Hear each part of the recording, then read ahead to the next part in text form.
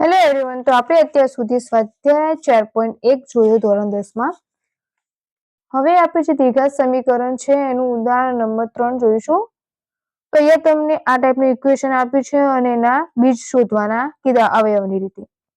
પણ આપણે ઇક્વેશન લખી દઈએ તો 2x² - 5x + 3 = 0. આમાં શું કરવાનું, તો વચ્ચે જે મિડલમાં જે સંખ્યા હોય એના એ રીતે ભાગ પાડવાના કે જેમાંથી કોમન નીકળે. 2x² - 5x + 3 = 2x² - 2x - 3x + 3. હવે તમે અહીંયા જોજો, જે 2x છે રાઈટ, 2x - 3x એટલે કેટલા થશે? -5x right. એન્ડ બંને બાજુથી કોમન નીકળી શકાય તો અહીંયા કોમન શું નીકળશે? તો x. 2x અંદર x - 1 અહીંયા નીકળશે -3, તો અહીંયા કેટલા વધશે? x - 1 right. તો 2x - 3 and x - 1 = 0 હોય તો 2x - 3 = 0 and x - 1 = 0. હવે આપણે આને શૂન્ય શોધવાના છે. x કરતા કરીએ તો -3 છે બરાબરની આ સાઈડ આવ્યું, +3 બે ક્યાં છે? ગુણાકારમાં, બરાબરની આ સાઈડ આવશે તો ભાગાકારમાં, એટલે એક શૂન્ય આપણને મળ્યું 3/2. તેવી જ રીતે x બરાબર 1, તો આ બે બીજ આપણને મળે. એવી જ રીતે આ ઉદાહરણ છે 4 IMP 2 થી 3 માર્ક્સમાં આઈ થિંક પૂછાઈ શકે. તો સૌથી પહેલા તો આપણે ઉદાહરણ લખી દઈએ તો 6x² - x - 2 = 0. તો હવે આના x ના એવા ભાગ પાડવાના જેથી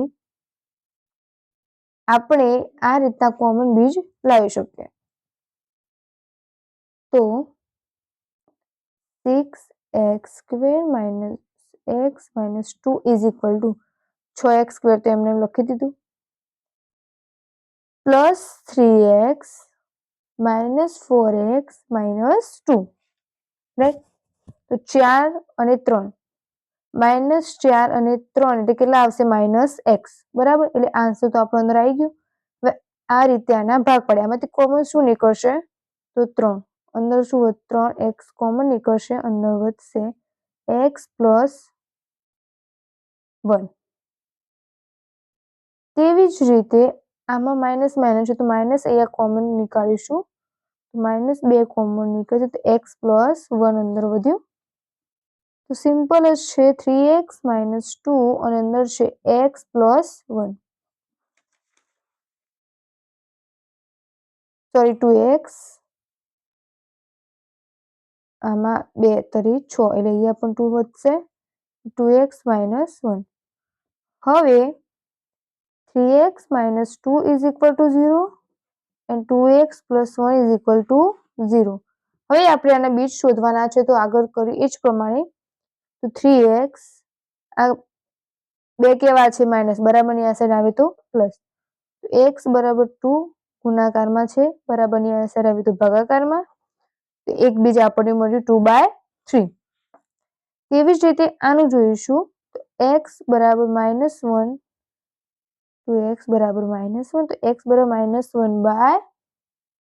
તો આ બીજું બીજ આપણને મળ્યું. તો આ ઉદાહરણ 3 એના બીજ મળ્યા આ રીતે, અને ઉદાહરણ 4. આ સમીકરણનો ઉકેલ તમે શોધો, એના બીજ શોધવાનું કહ્યું. તમારે એક વસ્તુ કોમન યાદ રાખવાની કે જે મિડલમાં જે સંખ્યા છે એના એ રીતે ભાગ પાડવાના જેથી બંનેમાં કોમન નીકળે રાઈટ.